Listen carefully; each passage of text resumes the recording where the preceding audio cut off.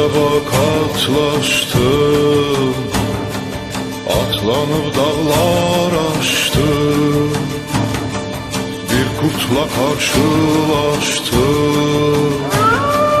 Dedi uğurlar olsun, Tanrı Türk'e yar olsun. Dedi uğurlar olsun, Tanrı Türk'e yar olsun. Yar oldu yollar bana, söyledi diller bana. Turan eller var olsun, düşmanlar kahrolsun. Tanrı Türk'e yar olsun. Turan eller var olsun, Tanrı Türk'e yar olsun.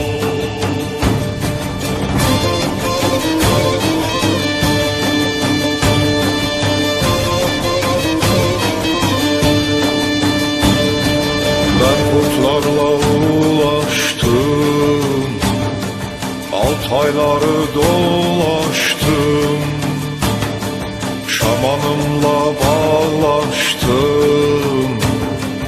Dedi uğurlar olsun, Tanrı Türk'e yar olsun. Dedi uğurlar olsun, Tanrı Türk'e yar olsun. Yar oldu yollar bana,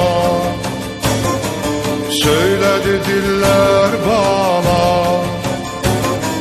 Turan eller var olsun, düşmanlar kahrolsun. Tanrı Türk'e yar olsun.